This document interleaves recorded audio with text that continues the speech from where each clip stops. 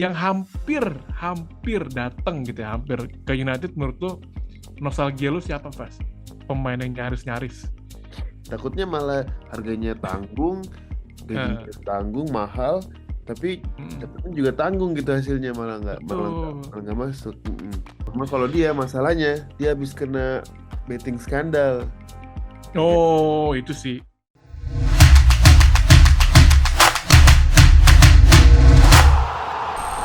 Yo, welcome back to Football United ya. Kembali lagi nih. Kemarin kita kan lebih banyak ngebahas tentang AFF nih gitu ya. Sama kita ngebahas tentang World Cup Best 11 gitu. Nah, kali ini kita balik lagi nih. Kita mau ngomongin tentang United nih gitu ya. Masih bersama Coach Fas dan Coach Egi. Dangerous Duo.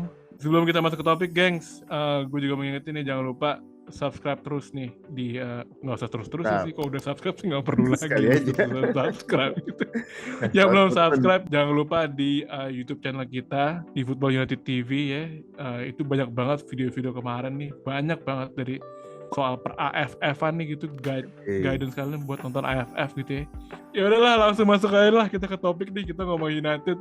Iya, jadi kira-kira kayaknya kita ada sekitar 4-5 nama ya, striker yang dirumorkan bisa menjadi tumpuan di lini depan ya kan. Tumpuan.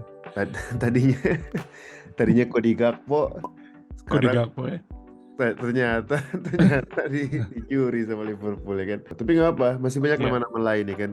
Pertama itu adalah siapa? Dusan Vlahovic sih. Ya. Gimana tuh menurut lo? Cocok gak tuh bisa jadi striker tumpuan timnas kita? Menurut gue sih cocok banget ya Dusan Vlahovic ya.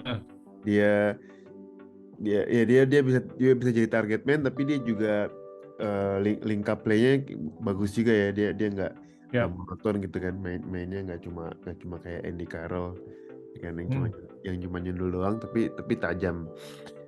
Dan tapi nggak tahu kalau misalnya Ten Hag ngelihat dia mainin Martial sih, dia nyarinya striker yang bisa mundur ya kan, maksudnya bisa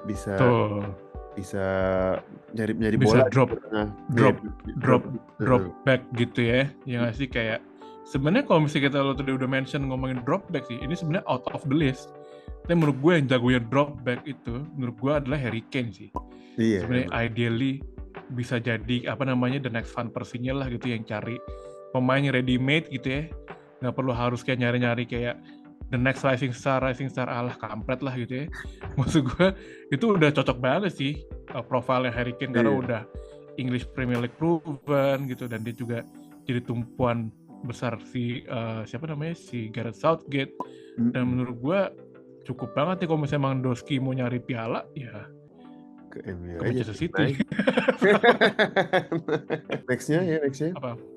Nextnya tuh ada yang profilnya cocok lagi tuh Joao Felix nih. Oke. Gitu. Kayaknya gue lebih suka Joao Felix nih kayaknya. Gue juga suka banget sama Joao Felix karena kemarin juga David Ornstein udah mention nih, udah kayak biasanya kalau udah nih orang ngomong nih, ini sih menurut gue kadang-kadang si Fabrizio Romano aja tuh juga kadang-kadang suka nge-quote dari si David Ornstein gitu, karena kalau once udah dia ngomong udah bersabda, menurut gue kayak besar kemungkinan tuh nggak jadi. At least dia ngomongnya ada dasar gitu kan, nggak ngasal. Ada dasar, nggak ngasal. Karena kan kita ngomongin Fabrizio Romano berapa kali dia juga ada transfer udah pasti, dia udah heboh gembar-gembor, dia udah menikmati AdSense, taunya nggak jadi. Gitu ya. Kayaknya kalau gimana tuh? Felix sih oke sih, gue sih suka ya Felix ya. Dan gue lihat kayaknya rumornya lebih hangat ya kan. Tapi satu lagi juga ada Arsenal yang juga ini kan ngintip tuh Arsenal kan. Arsenal mulu karena emang problemnya sama ya, Arsenal sama MU kayaknya kurang striker. Tapi kendalanya di biaya ya. Kayaknya cuma mau dipinjemin kan, tapi minta 20 juta. Iya. 20 juta dolar. Jadi kendalanya di situ. Tapi kalau secara profil sih kayaknya mantep banget, lo bayangin aja. Mantep banget si Felix. Ya kan, Rashford di kiri, Terus bisa tuker-tukeran juga, ada Sancho. Wah, Dia ngapain ya? Mana gila sih? sih. Anyway, Sancho. yang dibahas, yang dibahas. Udah lama. Nextnya. Nextnya Kita tuh kasih rating Marcus deh. Thuram. Hah? Marcus Thuram. Nanti terakhir aja, terakhir kita kasih rating ya. Oke, Marcus Marcus Thuram. Thuram juga nih. Wah, boleh. Gue suka sih sebenarnya lebih karena dia anaknya Lilian Thuram sih. Dan Kalau bukan anak Lilian Thuram gue nggak tahu. makanya gue suka dia lebih karena nostalgia aja sebenarnya. Nostalgia. Tapi kayaknya rada-rada meragukan. Maksudnya bukan meragukan ya. Mungkin bisa bagus, cuma Umur sih. rada-rada setengah-setengah gitu. Takutnya malah harganya tanggung, gajinya Nah, tanggung, mahal, tapi mm, dapetnya juga tanggung gitu hasilnya betul. malah nggak masuk. Menurut gue jangan lagi-lagi nyari squad player sih, tapi nyari bener-bener pemain yang di timnasnya juga Iya, inti lah Pak. Gitu ya nggak sih. Jangan sampai Marcus Thuram juga di kemarin di Pildun juga dia kan iya, bench warmer gitu kan. makanya. Gitu. Terus lanjut juga nih, ada juga Kolomuani juga nih masuk di radarnya Ten Hag nih. Oh iya. Gitu. Gue sih masih setengah-setengah sih. Oke sih, some exciting player sih. Cuman Iya. nggak tahu ya, namanya Levelnya juga kayak samar-samar levelnya tuh kayaknya gimana sama gitu. sama Marcus Thuram. Kecuali Winger-winger kalau dia juga. lebih murah ya. Kecuali kalau Hmm, di bawah 30 juta gitu. hmm, Kan di bawah 30 oke juta lah ya. masih oke. Tapi kalau udah di atas Buat 50, pelapisnya Martial nggak sih? hmm. Iya. Terus Tapi kan juga dia nggak striker dia banget. kayaknya juga lebih lebih bisa jadi plan B juga, maksudnya buat Iya. soalnya kan kayak main sebelum Piala Dunia kan, kalau inget kan Ten Hag juga kadang-kadang masukin Maguire di depan gitu kan, berarti kan ya Hmm.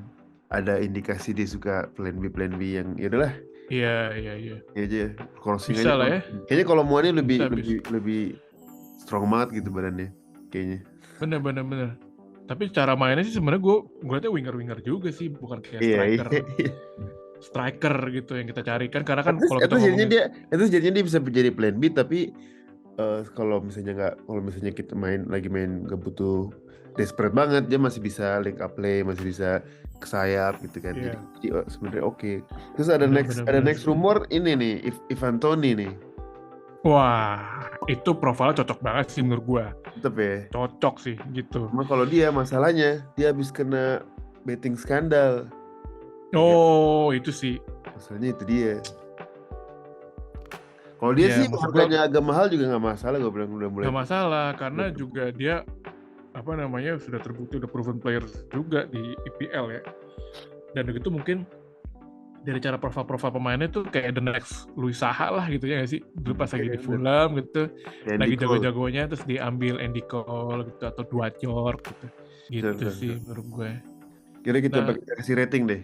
Kalau misalnya kasih rating menurut lu probability-nya menurut lu siapa nih Coach Faz yang paling kayak menurut cocok sama profilnya Manchester United nih sama kalau MU gue nih sih yang menurut lu? jelas nomor satu, kalau dari list yang dari 5 orang itu, satu Felix ya, itu favorit ya.